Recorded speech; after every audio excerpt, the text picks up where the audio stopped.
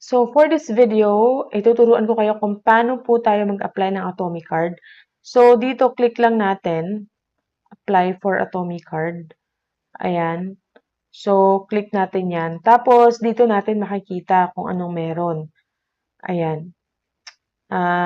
Yan. Apply for Atomic Card. Ayan siya. So, wait lang natin na mag-load. Ayan. So, makikita nyo, pay in 3 or 6 months. Para po siyang, again, pay later anywhere. So, free po ang pag-apply po dito. Ayan. Tapos, 0% interest. Ayan. No interest fees when you pay your bills before due date. Ayan siya. Tapos, no annual fees po dito. No annual fees, no hidden charges. Ayan siya. Tapos, yung spending limit is up to 200,000. Tapos, again, flexible repayments po siya, 3 to 6 months. Meron pong seamless shopping with QR code. A bonus, your application may qualify you for Atomic Cash na 55,000 cash loan, 12 months installment at low money interest. How to apply? Makikita natin dito. Kailangan nyo lang po ng isang ID.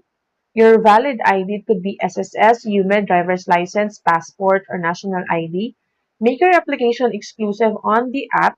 It only takes 90 seconds, and once approved, start shopping with your Atomic Card or QRPH. So, click nyo lang po itong apply for free.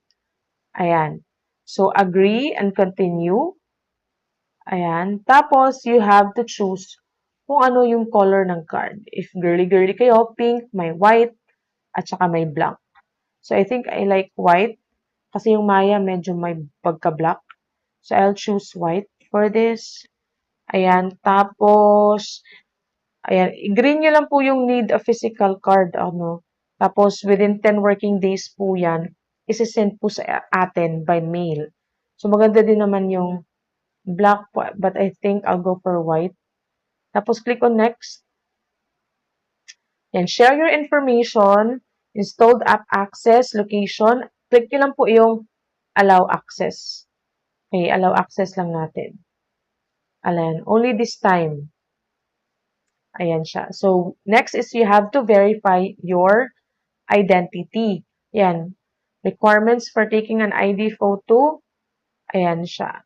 Name. So, ano lang po, i-ready nyo lang po yung mga IDs po ninyo. So, ayan po makikita nyo, tapos na po akong mag-apply. So, basically, kailangan nyo lang po ay one ID. It could be national ID, SSS, UMED ID, passport, or driver's license. So, isa lang po yung need.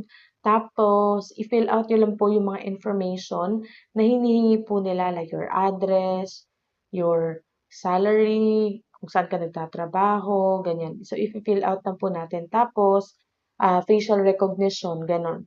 Tapos, kaya makikita nyo dyan, complete na. Tapos, 3 days po yung hintayin bago po makita natin if successful ba, no, or grant ba yung card na ni-request natin dito. Tapos, ano naman sila, if your mailing address and your permanent address is different, okay lang naman po kasi when it comes to pag-mail po ng Atomic Card, kayo po yung mag-choose kung saan po yung address nyo ipapasend yung Atomic Card po sa po ninyo.